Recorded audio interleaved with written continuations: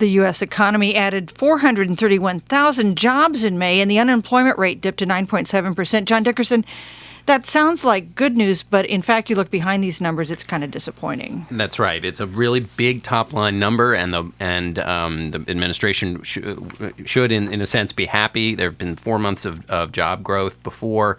But the problem is that only 41,000 of those jobs are from the private sector. The majority of those jobs are from the census process. And so it's a big number, but as a gauge of the underlying health of the economy, it's a very bad number for the White House. You know, the president was out just a few minutes ago talking about the jobs number. He said the economy is getting stronger by the day, and this is evidence of that. He says we're moving in the right direction. He warns against going backwards, which, Karen Tumulty, must be a reference to Republican economic policies. Is this convincing, do you think, to Americans that we, in fact, are headed in the right direction on the economy?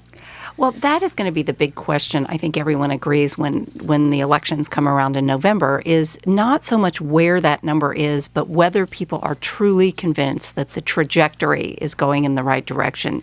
And right now it is going so slowly that for a lot of people, it's just hard to look around and see it and feel it in their own lives. And that is what I think, what the administration and the Democrats in Congress in particular are hoping changes between now and at least Labor Day. John King, what's your sense of how the country's feeling about the economy? The president can rightly so make that case that there are economic statistics to support the fact that the recovery has begun and is beginning to take hold. But this is the most personal of issues in the sense that voters will judge this, Americans will judge this in their mood in October and November by, do they have a job? Does their neighbor have a job? Is somebody in their family threatened?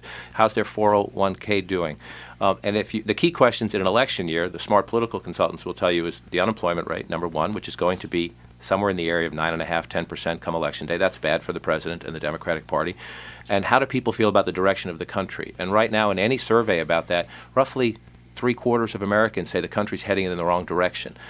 If that is the sense on election day, then the president and the Democrats are in for a tough year. That's history tells you that, and the numbers right now do not work in their favor. Charlie Cook had an analysis this week that said that not since the Great Depression have we had a year-long period where the unemployment rate has been above 9%, but it's almost guaranteed that we're going to have that this year. That's right. And it's worth stressing the old truth, which is that as the president tries to sell his economic recovery, as he did earlier this week, he has to be so ginger about or tread so gingerly around the idea of any improvement because he knows what John's talking about, which is that if you don't have a job yourself, when you hear somebody talking about improvement, you get sort of irritated. And he tries to bubble wrap what he says, saying, anybody who's out of job is hurting, and I know that, and show that he gets it, while at the same time trying to say, hey, things are improving a little better. It's very hard for him to convince people that things are getting better if they don't feel it in their own lives. Karen Tumulty, a lot of these